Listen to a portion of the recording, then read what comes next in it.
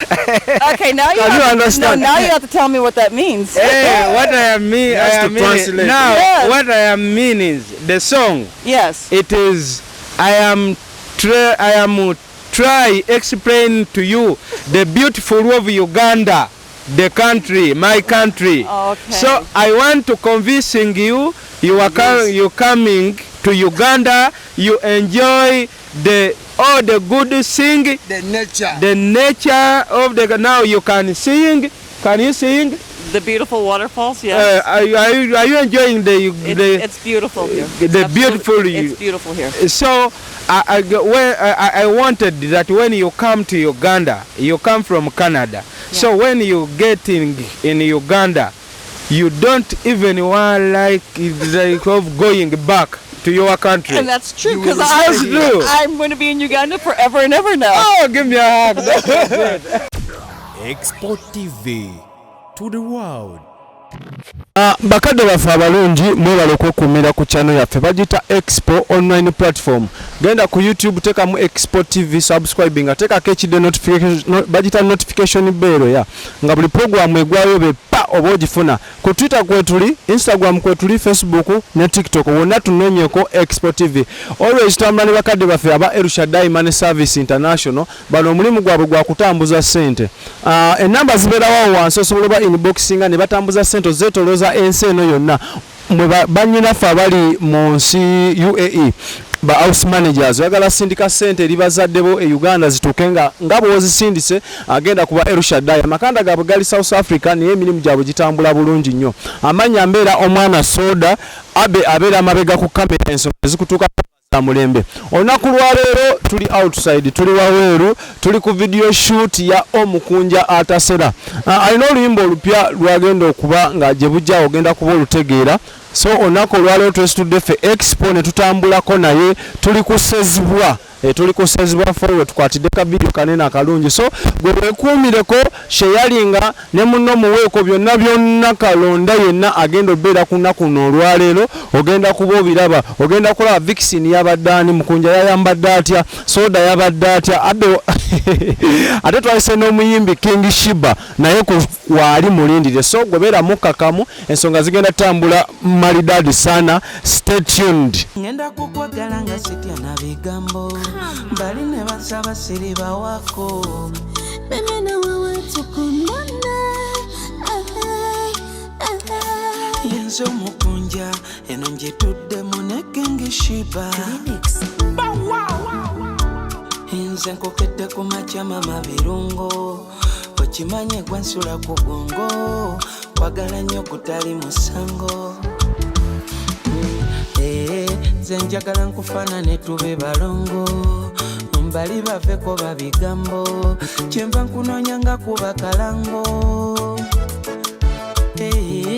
kkiriza ngende naawe Uganda walina ekkuba erigenda mu ggulu ensenene zigwa nga nsiike Tata wange ye Muzeeyi Kyagulanyi yagaba fize zigenda mu ggulu ensozi buuka tekuli byoya eno kulya buli terikutegana Nkusaba jangu eno omukwano guleeta eno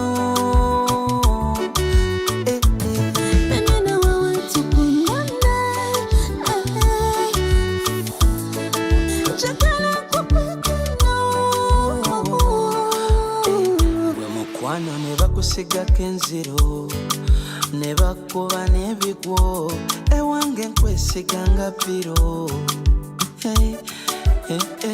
ne bwoba bakulwanira mu ntalo wadde bansingako ppiro ndibakuba mayinja mbenga zolo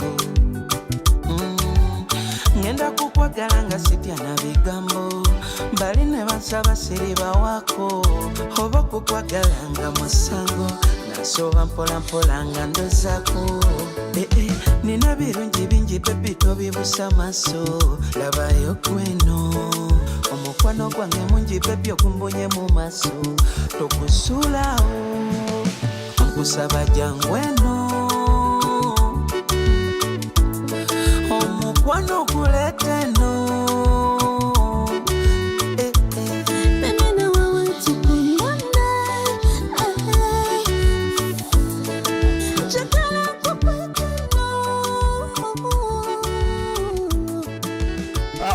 right now omugole ffe abamulina Mukunja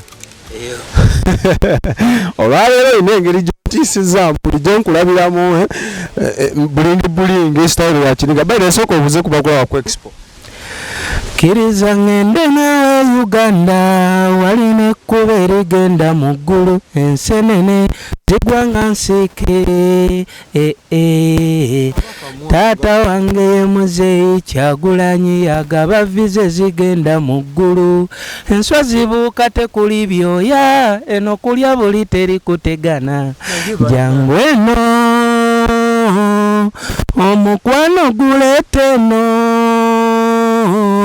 mimi nawe wetu kundane awo King Shiba yabayimba Mukunja ogenda bomufuna leero watuyisizza ate style kyeno kye watukubidde olunaku lwaleero paka mupya gwa muliro okukiraba kati ate watuuka Digbawa yatuyise naga mwana mwe baana nina ekintu kyendaba Digbawa akoledde ba Kamiri ba Spice akoledde buli munene we Uganda akolera wa Digbawa bwatuuka tuyita naga abaana mmwe nina kyennengera kitegeeza eriiso ly'omukulu addugala weewala banaffe ntusaba tukole tuni naye twabadde awo ab'expo azoni firimuzi bangi naga mwana yantabudde dda kyogamba nkyuse oba tugenda n'enjaga givaako ku luno era mbadde ndi mu nteekateeka eva ku njaga banyambaza esuuti ne banga esuuti tezinyweramu njaga esuuti emazeeko emirembe njaba bashuutinge bamalenzi bankozesezza buli kintu guno omwaka gwa 2023 bannange akaviri obaani akakozeko olunaku lwaleero kwegamba sibitegeera butegeezi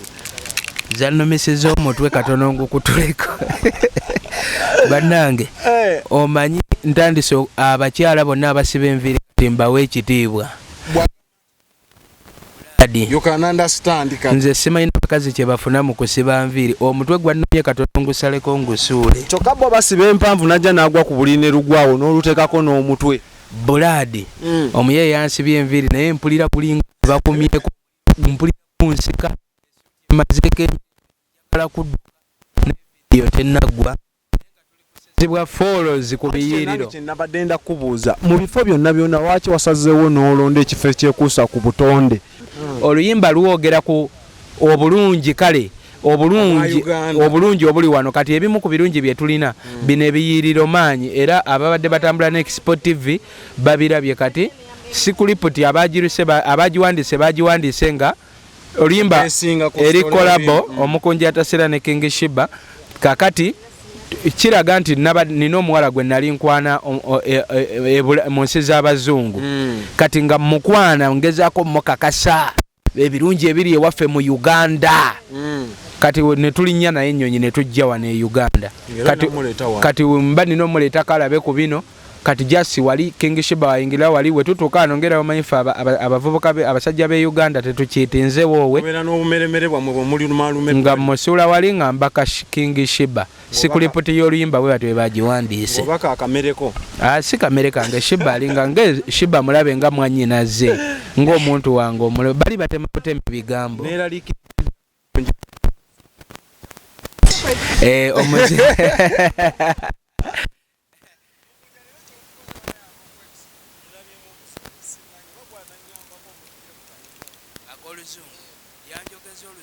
mutwe gunnuma ate bansibye n'enviiri nabyo binnuma kwega naye yantamye edda naye sina kyakola ayogera oluzungu emyaka gye gyababiramu kasente ayogera oluzungu lungi nze mba sibitegeera naye mbigattagatta olimba olwedde lufulumye omuntu agenza olaba vidiyo eno ng'olimba lufulumye alwagala tulugyewa YouTube tekamu Omukunja Atasera, Facebook Omukunja Atasera, TikTok Omukunja Atasera, then ne ku akaunti za King Shiba kwonna kweli kuba lwaffe babiri kati lusobola beera wange ne booking zisumulukukirewo gwe kyolina omanya kati tusumuludde ebituufu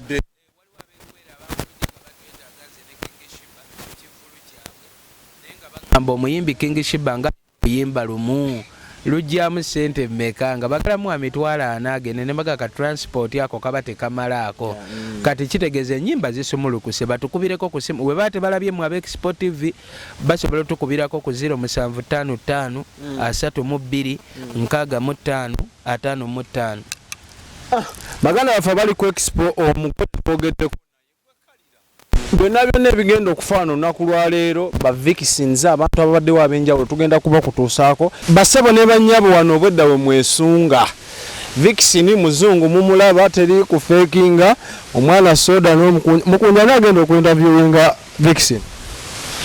He is speaking English. He or she? Speaking English. It's called Mark. Madam, you are live on xpotv.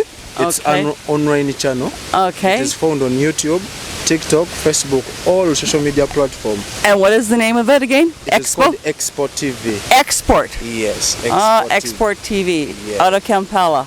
Yes, it is found in Kampala. Okay. Cali Savo. You have to. They want us to hear something from you, like about greeting them. Well, it's a pleasure to be here with you guys. I didn't realize there was a TV show that we're on here, or a radio show or anything like that. I thought it was just for the video itself. But it's a pleasure to meet you all. It's a great day out here at the falls.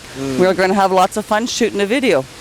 We had to talk to you because today you are our main Vixen. Oh, is that what I am? So, Okay. So those guys, they want to hear your name. My name is Merck. Mark from where? I'm from Canada originally. I've been here since 2017, so I've been in Kampala for a while. According to the script, you are her wife. His wife or her wife? It would be his wife. That's the proper English. I don't know what the script is yet. I haven't been told that yet, so we're just playing it by ear. Everybody's just getting ready here now. We're just doing the makeup and stuff, so yeah. I want to explain for you something. I Huh? hope I can sing it for you. Is it fine? Sure you can. Okay. So, Mark. Nze nkukedde ku makya mama birungo okimanyi gwa nsula ku bwongo kwagala nnyo gutali musango hey kiriza ngende nawe Uganda walina ekkuba erigenda mu ggulu ensenene zigwanga nsiike taata wange ye muzeeyi Kyagulanyi yagaba vize zigenda mu ggulu enswa zibuuka tekuli byoya eno kulya buli teri kutegana nkusaba jangu eno. Okay, now you, Can you have, understand? No, now you have to tell me what that means. Hey, what I mean, Just to translate. now Yes. what I mean is the song. Yes. It is I am try explain to you the beautiful of Uganda, the country, my country. Okay. So I want to convincing you. You coming to Uganda. You enjoy all the good sing. The nature of the now you can sing. Can you sing? The beautiful waterfalls, yes. Are you enjoying It's beautiful here. the beautiful? It's beautiful here. So I wanted that when you come to Uganda, you come from Canada. Yeah. So when you get in Uganda, you don't even want like of going back to your country. And that's true, because That's true. I'm going to be in Uganda forever and ever now. Oh, give me a hug. And to add on that, that Eh. man said that here in Uganda we have flying what they are called ants without And feathers. so, have you ever? Grasshoppers without Oh, feathers. grasshoppers. I eat those. But Have you here in ever- Uganda they fly without feathers. Well, yeah, they don't fly with feathers in Canada either. Have you? I come from grasshopper country, Saskatchewan, Canada. But your grasshoppers are different from ours. Ours they Yeah. can fly without those feathers. Well, they don't have feathers. Even they can fly when they are ready. They don't have feathers. They have wings. But if they can fly without What wings. we are going to do doing in Uganda? They fly down my Ngenda tummy. kutwala olyeko ensenene ezigwanga nsiike. I know how to eat them. The grasshopper, Yeah, which is You eat? Yeah. which is cooked. I know. I eat them. Here Yeah. they fly when they are ready. I know. Yeah. They come from the I know. I eat them here. I know how to cook them. Come on, guys. I know how to peel matoke too. So far. How can you explain Uganda? Uganda, actually, it's a beautiful country. The weather is absolutely fantastic. I like it that it's 7 o'clock in the morning, sunrise, 7 o'clock at sunset. The people are absolutely beautiful, but the countryside is absolutely gorgeous. The only thing that we have to worry about are the roads getting to where you want to go. That's the worst part, is the roads. But other than that, everything is absolutely beautiful in Uganda. This place is called Sezibwa I don't know whether you've ever heard of it. It's called Sezwa Falls. Yes. Yeah, it's where we are right now on our video shoot. Yes. So we are glad to have you here. I've traveled everywhere in Uganda. A few times over. I've probably been to more places than you guys have. This is now over 75 filming projects I've done. So yeah. So we are glad to have you. Thank you for having. Let me wish you a good marriage. Can I say good marriage? Your anger is different. No, I am feeling. So you are good. So Canadian? It is. Is that why you have the red hair? The red hair, you see, the Canadian. Why is trying to say that your anger is different from ours? I Can I also try and see? Oh, there you go. Not doing. That one is not. He's not the one that I should be hugging? Yes. Marriage, he's jealous. You can hug me. No, I only hug strangers once. My husband, I can if you do it. There you go. Okay, abalayi baffe abalungi yatukyatambula embeera bweto bwetambula gwe sigalako xpotv tuli ne Mark. And thank you for having me on Export TV. Yes, live in person in Kampala, Uganda. Thank I you. will. Bagel. Do you know Bobby Wine? Of course I do. What did you know about him? Well, he calls me Princess Smirk. He's a principal. No, he calls me Princess Smirk. He calls you princess. And you call him what? I call him Sir. Sir, not president. No. No. I call him Sir because when I talk to him, I don't talk to him on a political thing. We talk as friends, we talk as music and stuff like that. So it's a totally different relationship. But that man calls him president. That's fine, and that's fine. You should, because he should be the president. Really? Yes, really. Okay, that is it. Banem politics tubadde tuyitiddeyo buyitizi. Ngenda kukwagala nga sitya na bigambo bali ne basaba siriba wako bemena wawe tukumona yenzo mukunja eno njetudde muneke ngishiba nze nkokedde ku makya mama birungo okimanye gwansula ku bongo wagala nnyo kutali musango nze njagala nkufaanane tube balongo mbali baveko babigambo kyenva nkunoonya nga kuba kalango kkiriza ngende naawe Uganda walina ekkuba erigenda mu ggulu ensenene zigwa nga nsiike Tata wange ye Muzeeyi Kyagulanyi yagaba fize zigenda mu ggulu ensozi buuka tekuli byoya eno kulya buli terikutegana kusaba jangu eno omukwano oguleeta eno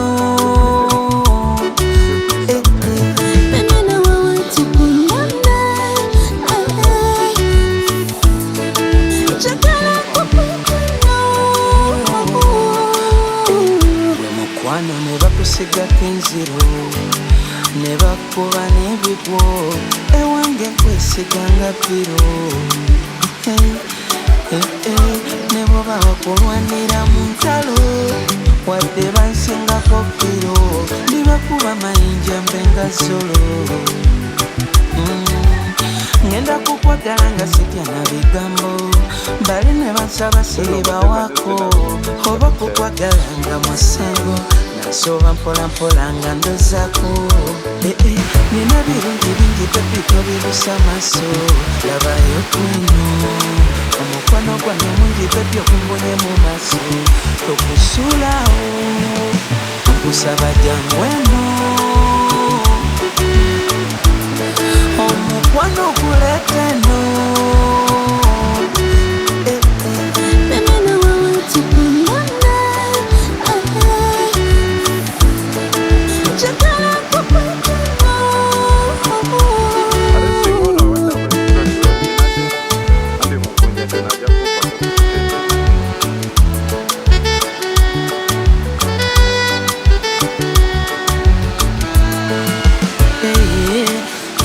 ngende naawe Uganda walina ekkuba erigenda mu ggulu ensenene zigwa nga nsiike taata wange ye Muzeeyi muzeeyi Kyagulanyi yagaba fize zigenda mu ggulu ensozi buuka tekuli byoya eno kulya buli terikutegana nakululi nasindika muzeeyi Kisuze nayagala kugamba ebitonotono namuwa nakasimu anetereka vidiyo balika begonze ng'emifaliso kusaba tobalaga ku kasekoko banyazi ba mitima bwe batyo nkusaba jangu eno omukwano oguleeta eno